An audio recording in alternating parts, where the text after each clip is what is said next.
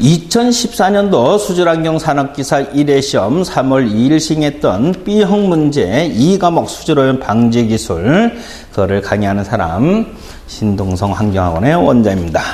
수질오염 방지기술, 즉 21번의 문제를 보게 되면은 암모늄 이온이 27mg/L를 함유하고 있는 폐수 1667큐비미터를 이용기한 수지로 암모늄 이온을 제거하고자 할 때 10만 g의 CaCO3 per 큐비미터의 처리 능력을 갖고 있는 양이온 교환 수지의 소요 용력은 얼마인가?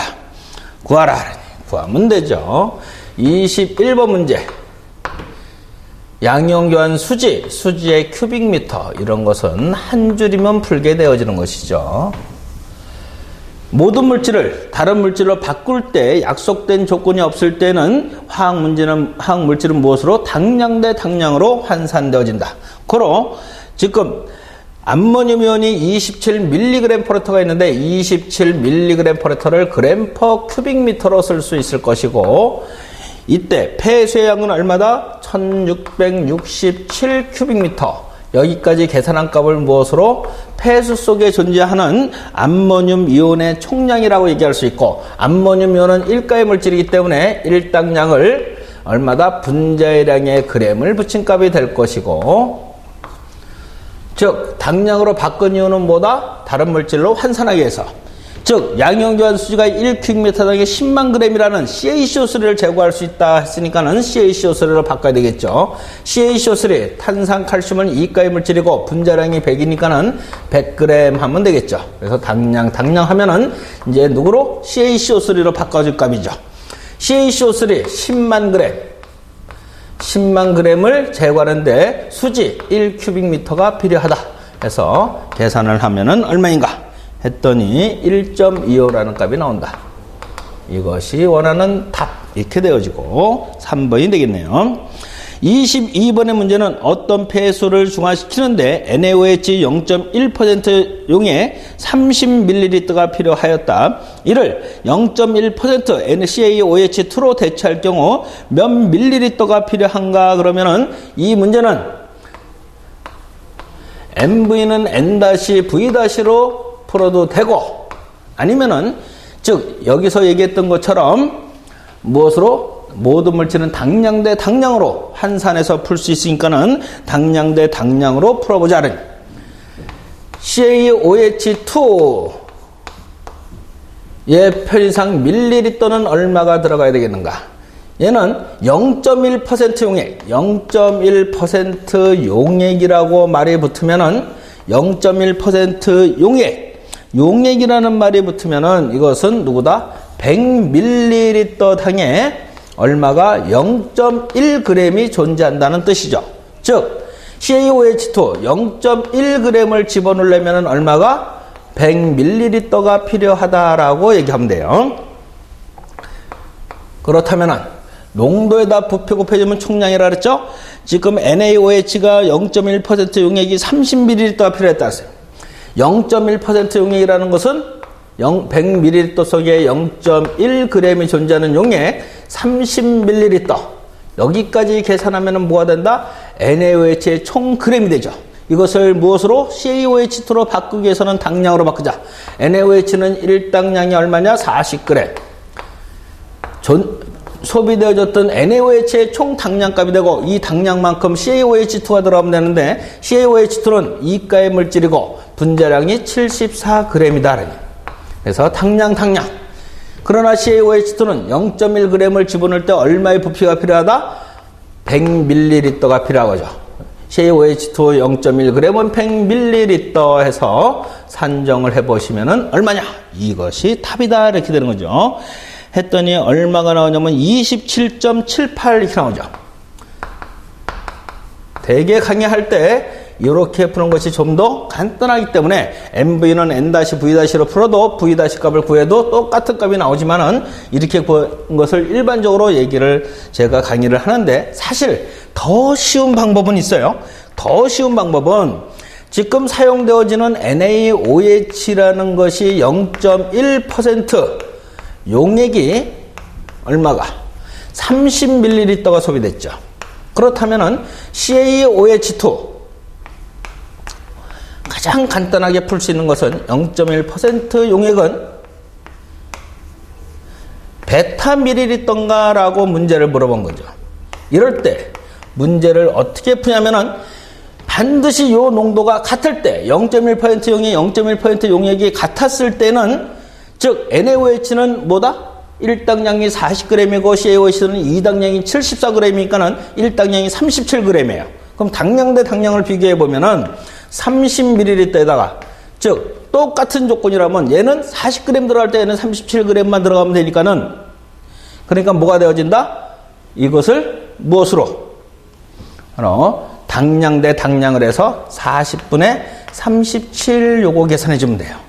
그러면은 얼마가 27.78이라는 값이 똑같은 값이 나온다는 거예요. 요것만 하면 돼. 그러면은 뭐다? 같은 농도로 집어넣을 때 그때 소요 부피는 얘 1당량 분에 들어가야 되는 물질 1당량의 값을 가지고 쓰면은 똑같은 값이 나온다. 이런 것도 하나의 요령이 되어지겠죠. 이것이 얼마? 22번 문제. 그래서 답은 2번으로 하시면 되겠죠. 반올림에서. 3번 문제는 23번 문제 1kg의 BOD5를 호기성 처리하는데 0.8kg의 산소가 필요하고 표면 교반기를 통해요 전력 1kW로 물에 2.4kg의 산소를 수입할 수 있다면 전력량 1000kW/day로 처리할 수 있는 이론적 BOD 부하량은 얼마인가 물어봤어요. 그대로 쫓아가지고 하면 되는 것뿐이죠. 23번에 BOD에 내가 처리할 수 있는 kg/day를 구하라 이렇게 됐죠. 지금 하루에 공급되어지는 전력량이 얼마다? 1000kW다. 그러면 1kW당 산소의 공급량은 얼마? 2.4kg이라고 얘기했죠. 얘가 누구? 산소. 킬로와트. 산소는 0.8kg으로 산소 0.8kg으로 BOD를 얼마? 1kg을 제거할 수 있죠. 그래서 산소 킬로그램, 산소 킬로그램 제거하면은 BOD 제거될 수 있는 킬로그램이 나온다. 해서 산정을 해보시면은 얼마? 3000kg/day 값이 나오게 되는 것이죠.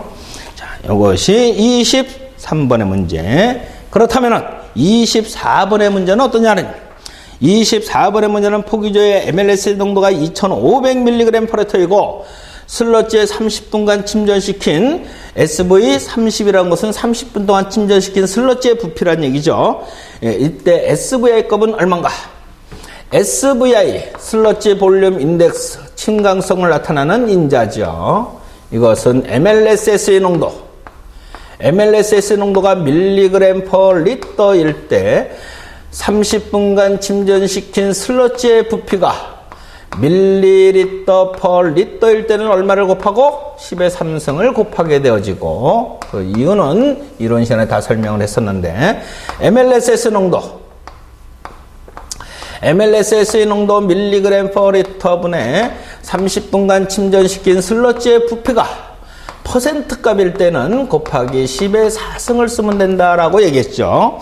여기에서는 얼마가 30% 이렇게 나와 있으니까는 2500mg/L 30%니까 얼마를 10의 4승을 곱해준 값이 SVI라고 한다 했더니 120의 값이 나오네요. SV의 값이 얼마에서 50에서 150 사이 갔을 때는 침강성이 양호하다. 이런 것도 기억을 해 두셔야 되죠. 25번의 문제는 길이가 20m, 폭이 6m, 깊이가 4m인 직사각형 침전지에 유입되는 폐수가 하루에 2400큐비미터이고 BOD 농도가 250mg/L, SS가 3700mg/L라면 수리학적 표면 부하율은 얼마냐? 수리학적 표면 부하율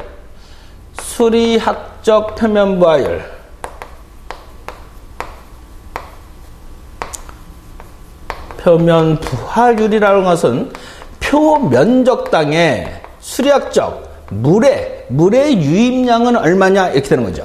즉 큐빅미터 퍼 스퀘어미터 데이의 값은 얼마인가 라고 물어봤죠. 이것은 표면적 A당 유입되어지는 물의 양의 비율을 구하라 이런 뜻이에요.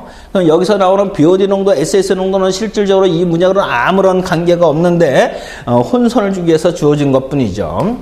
그러면은 표면적이라고 하는 것은 누구다?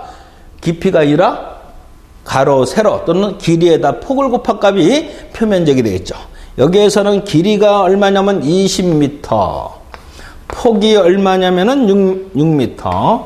이 면적 땅에 들어오는 물의 양이 얼마다? 2,400 하루에 2,400 큐빅미터 퍼 데이가 들어온다. 이것을 계산해 주면 얼마니 이런 거죠. 했더니 20 큐빅미터 퍼 스퀘어미터 데이 이렇게 나온다는 얘기예요. 자, 이것이 25번의 문제.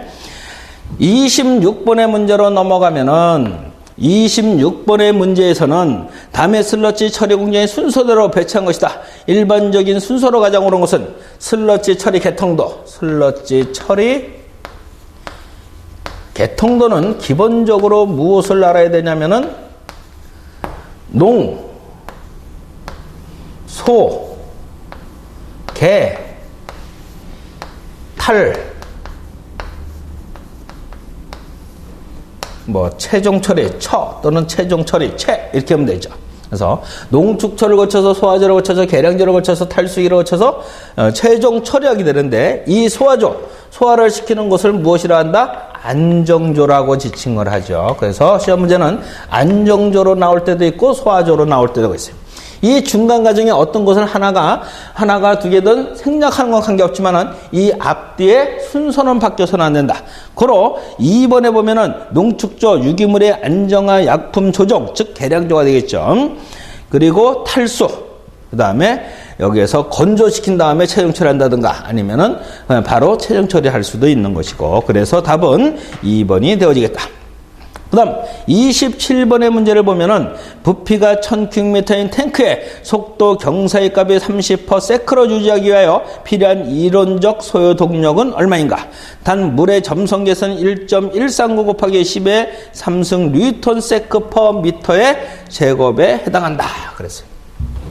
속도 경사란 말이 나오면은 속도 경사 G는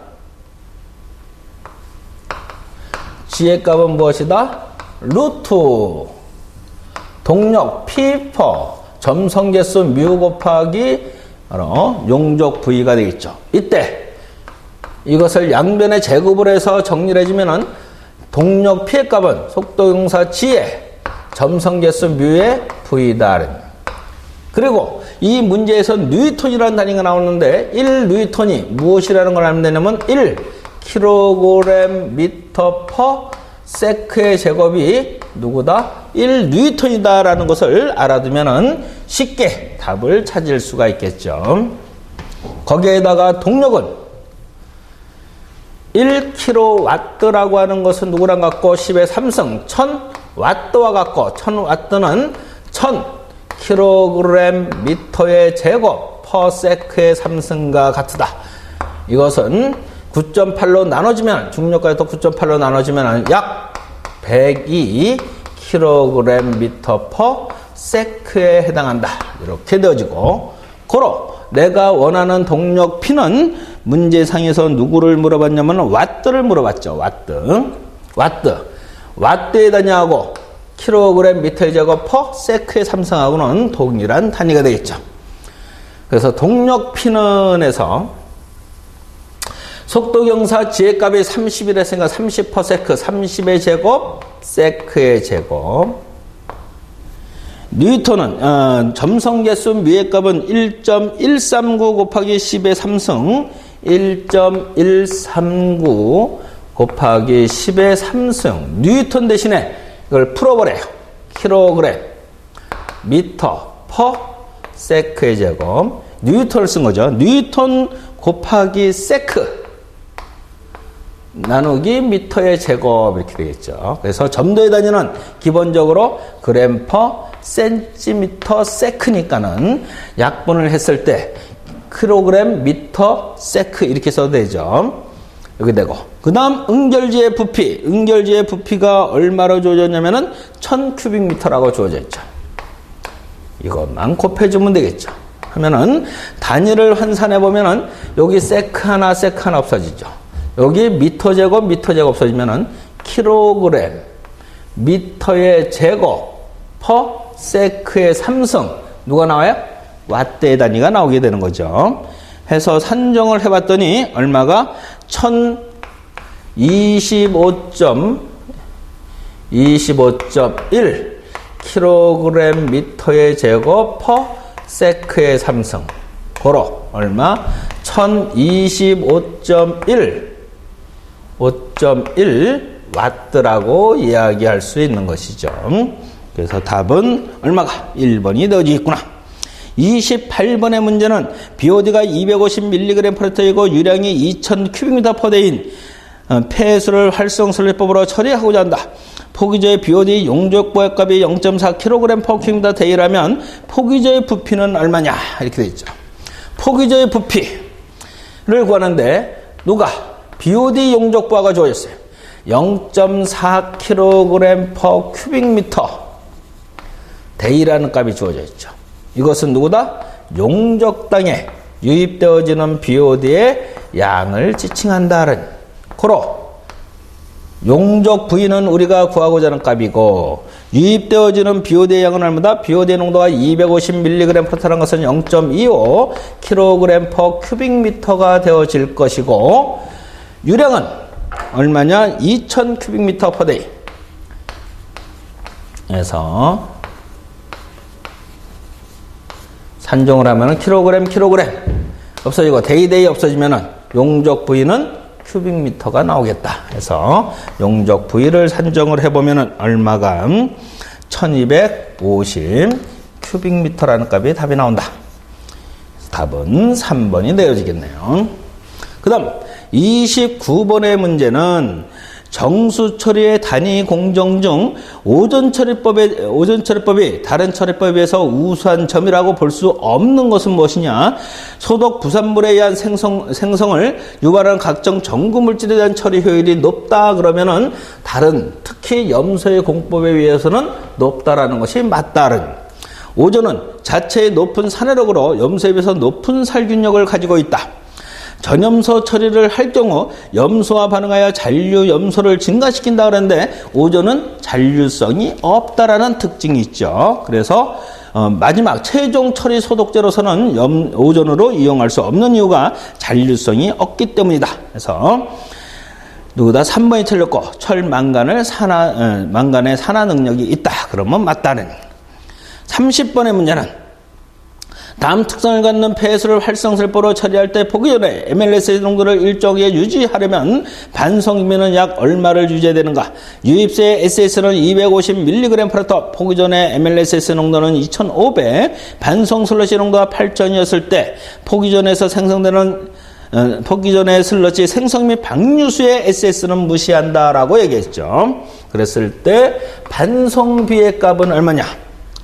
반성비 R이라고 하는 것은 Q분의 QR이 되어지고 이것은 XR 반성 슬러시 농도 마이너스 MLSS 농도 분의 MLSS 농도 마이너스 SS가 되어지죠.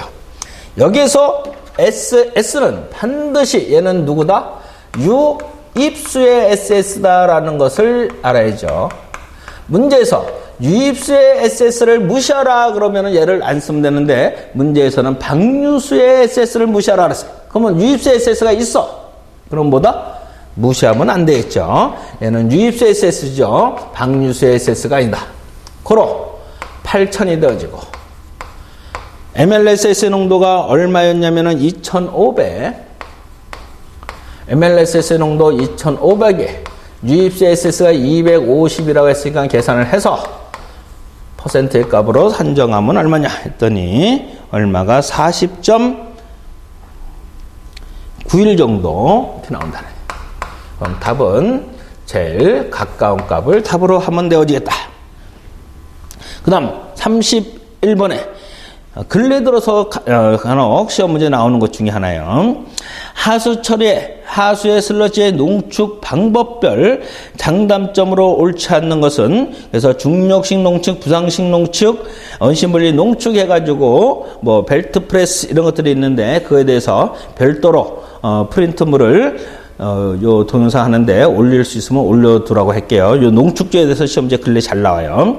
중력식 농축은 잉여 슬러지의 농축에는 부적합하다. 즉 잉여 슬러지, 활성 슬러지부터 슬러지 공법에서 발생되는 잉여 슬러지는 보다 좀 더 효과적인 것은 부상법이 더 효과적이다.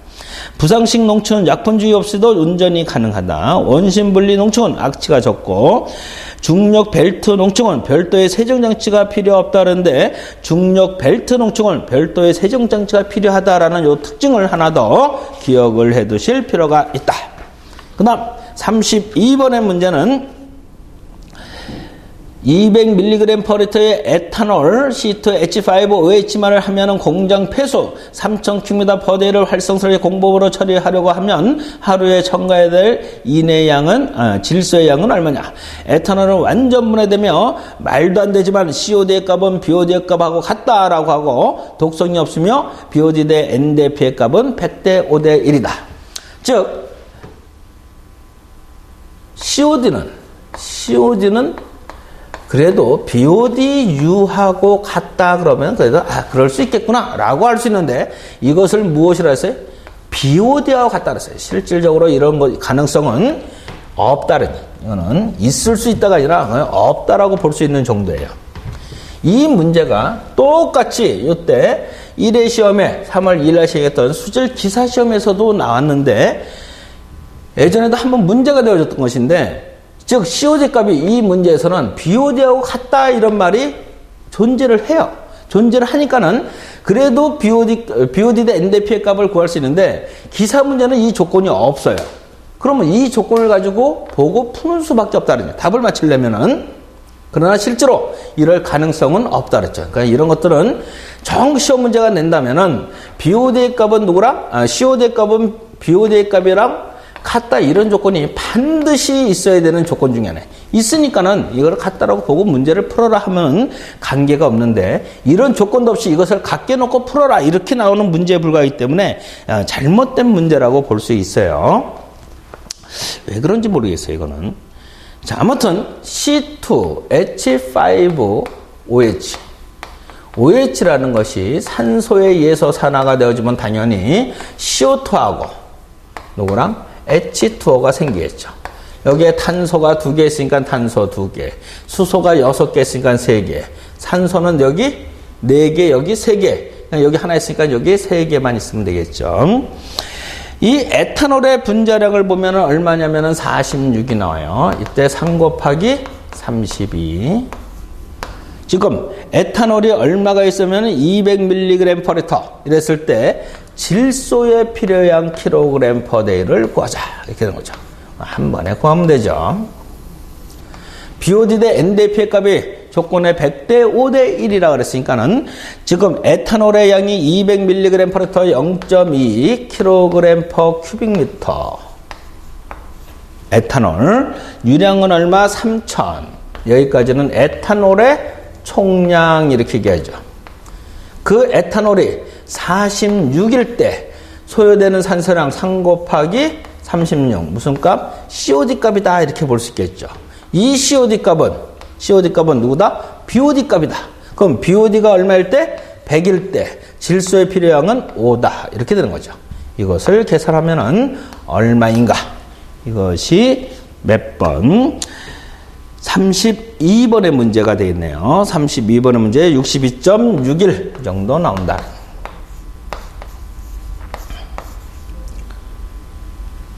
이것이 32번의 문제.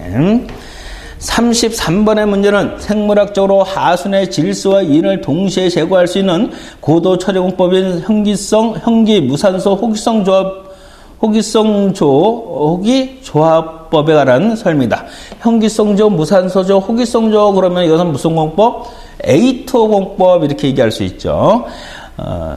하나 설명 중 틀린 것은 방류 중에 인의 농도를 안정적으로 확보할 필요가 있는 경우 호기 반응조에서 말단에 응집제를 첨가할 필요가 설비를 설치하는 것이 바람직하다. 그러면은 훨씬 더 많이 가라앉힐 수 있는 조건이 되겠죠.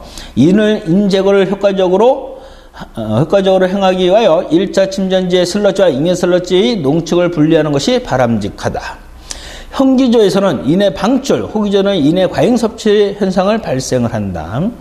인제거율 또는 인제거량은 잉여 슬러지 인출량과 수온에 의해서 결정되어진다 그랬는데, 인출량과는 결정이 맞아요. 그러나 수온에 의해서 결정된다, 이런 조건은 수온에 의해서 제거율은 아주 적은 거에 불과하기 때문에, 그래서 영향이 아주 적다, 이렇게 정도 알면 돼요.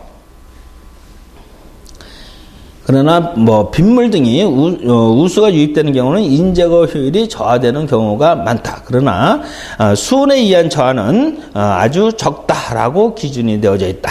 그래서 답이 4번에 해당되어지고, 34번의 문제는 현기성 조건에서 400g의 글루코스로부터 발생 가능한 메탄의 용적은 얼마인가? 글루코스 34번에 앞에서도 얘기했었죠. C6H12O6가 현기성 상태에서 분해되어지면은 3배의 CO2 플러스 3배의 CH4라고 얘기하죠. 글루코스의 분자량은 180이고, 즉 180g일 때 메탄가스의 이론적 부피는 3 곱하기 0도씨 1기압에서 22.4리터에 해당하겠죠. 이것으로부터 글루코스의 양이 얼마일 때, 400g일 때 메탄가스의 용적, 메탄의 용적 V는 V 리터는 얼마인가? 400g일 때 180g일 때 얼마가? 3 곱하기 22.4리터 해놓고 계산기만 누르면 답이 되겠죠. 그래서 산출해 봤더니 약 149.3 정도, 그래서 약 149리터, 이렇게 답을 쓸 수 있다. 이것이 34번의 문제. 그 다음 35번의 문제로 넘어가면은 BOD5가 85mg 되는 하수가 완전 혼합 활성설지 공법으로 처리한다. 유출수의 BOD5가 15mg/L, 온도는 20도씨, 유입유량은 4만 톤/데이, MLVSS가 2000mg/L, Y의 값은 0.6mg VSS/mg BOD5, K의 값은 0.6/day, 미생물의 체류 시간이 10일, 이라면 Y값과 KD값을 이용한 반응조의 부피는 얼마냐? 비중은 1이다. 여기서 미생물의 체류 시간을 구하는 방법에는 두 가지가 있다 그랬죠. 미생물의 체류 시간을 구하는 방법에서 즉 미생물의 증식개수나 호흡개수가, 증식개수나 내호흡개수가 없을 때 구하는 식은 SRT는 무엇이다? XV, MLSS 농도, 즉 포기조의 용적, 반성 슬러지의 농도 또는 폐슬러지 농도의 폐슬러지의 유량 플러스 Q 마이너스 잉여 슬러지의 유량에다가 유출수의 SS의 농도로 곱하는 값으로 문제를 해결하면 되고, 즉 이것은 증식개수나 합성개수가 없을 때, 증식개수나 합성개수가 있을 때는 1%SRT는 Y의 BOD Q의 제거율 2 하게 되는데, 여기서는 유입수의 농도와 유출수의 농도가 있으니까는 유입수의 농도에서 유출수의 농도를 빼주면은 결과적으로 제거되어지는 BOD의 양, 이렇게 되겠죠. 그럼 제거율을 쓸 필요가 없고, 분해 나누기 XV 마이너스 KD 이렇게 되는 거죠. 이 조건에서 다 주어지고 요때 요 부피의 값을 구하라, 이런 문제에 불과하죠.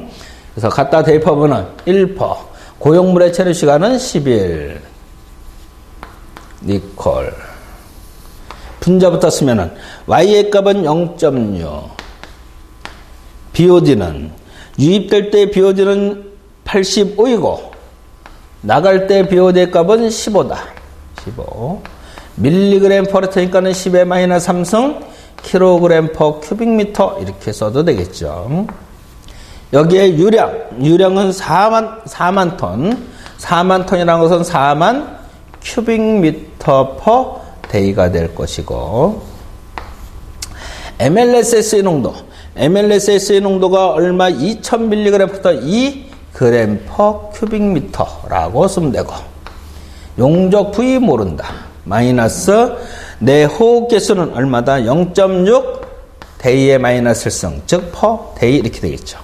그러면은 양변에 데이를 곱해주고, 그 다음에 킬로그램 여기가 2kg per 큐빅미터죠. 킬로그램 큐빅미터 없으면은 용적 부위는 얼마? 큐빅미터 나오겠죠. 그래서 V 값을 구해보면은 산수만 하면 되겠죠. 얼마? 1200이 나온다는 1200 큐빅미터. 이것이 답이 된다. 자, 이 문제가 35번의 문제고, 36번의 문제를 보면은 어떤 정유 공장에서 최소 입경이 0.009cm인 기름방울을 제거하려면 부상 속도는 얼마냐? 단 물의 밀도는 1g per 큐빅센티미터이고 기름의 밀도는 0.9g per 큐빅센티미터, 점도는 0.02g per 센티세크. 스토크의 법칙을 적용하라. 그랬을 때 구하라. 그러면 구하면 되죠.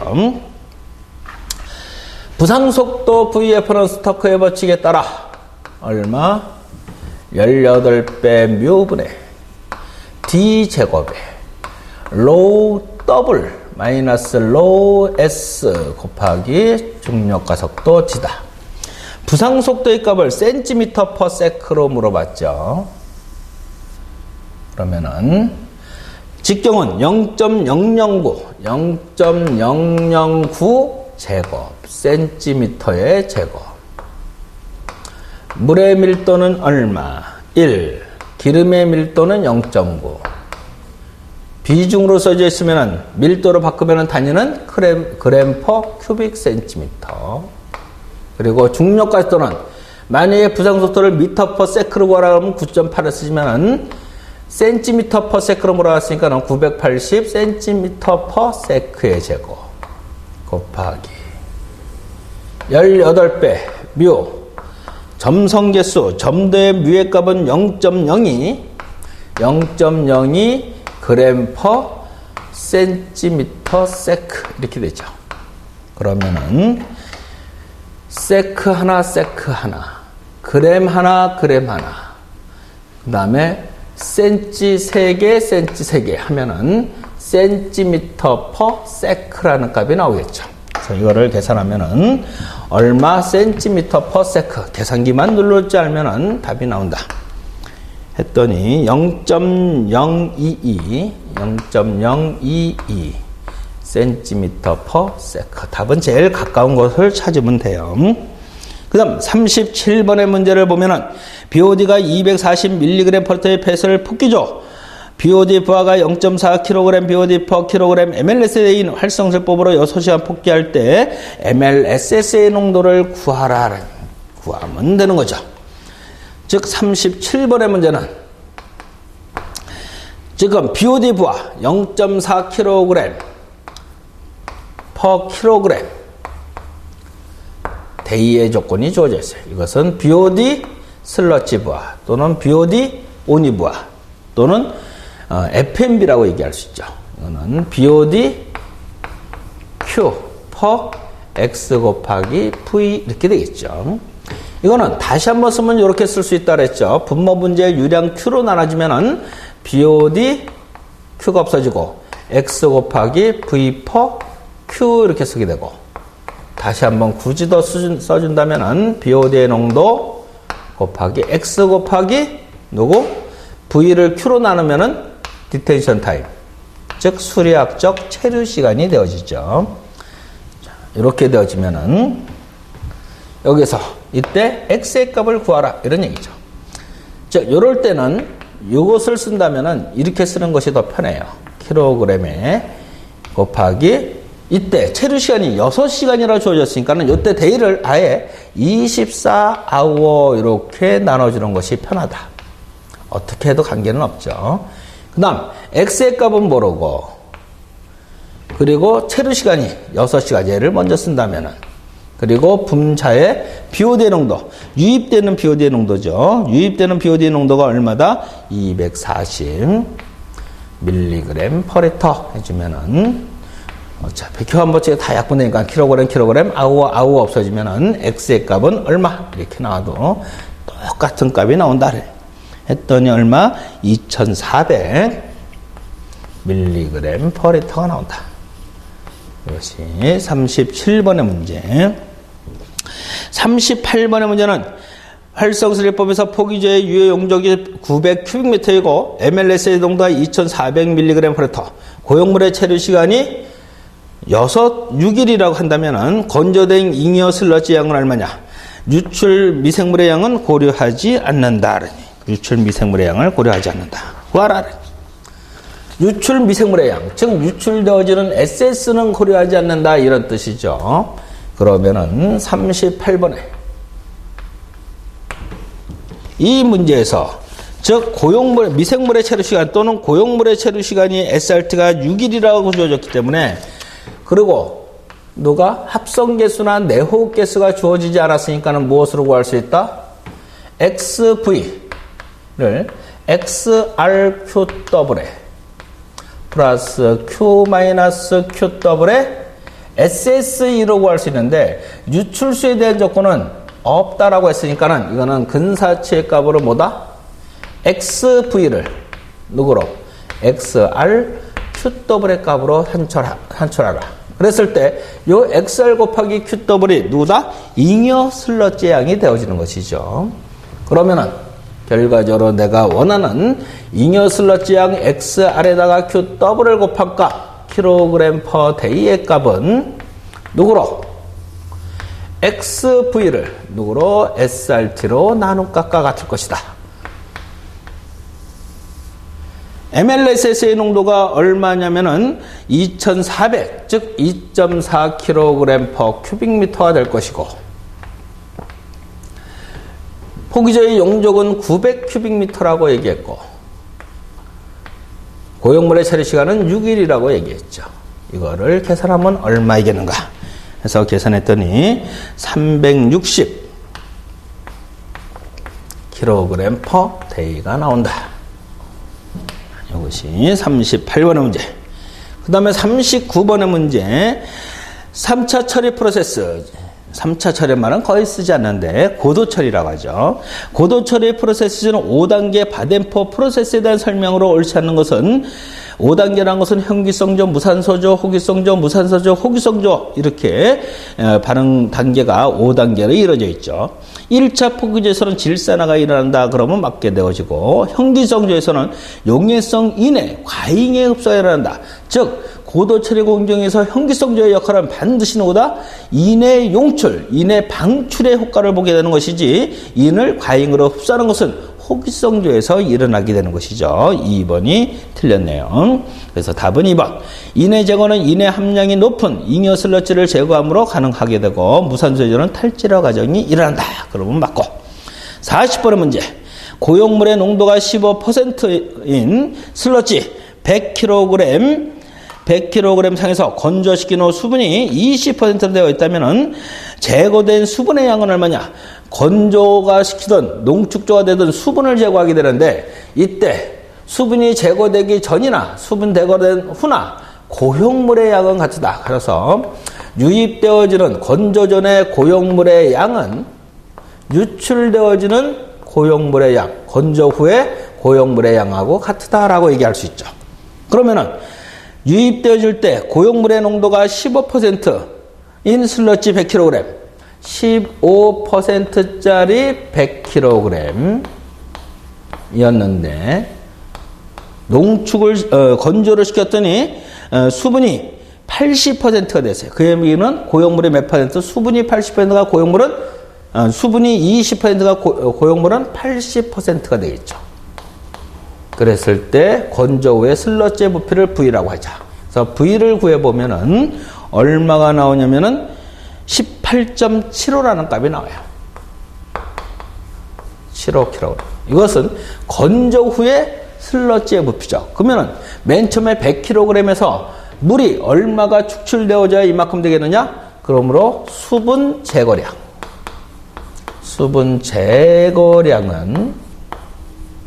제거량은 킬로그램은 맨 처음에 100인데 건조를 시켰더니 18.75가 나온다. 빼줬더니 81.25kg이 되겠네요. 그래서 수분의 제거량은 81.25. 그래서 반올림에서 81.3kg이 수분이 제거된다. 이렇게 얘기할 수 있죠. 자, 이렇게 해서 2014년도 수질환경 산업기사 2과목 수질오염 방지 기술 문제풀이를 마치겠습니다. 수고하셨습니다.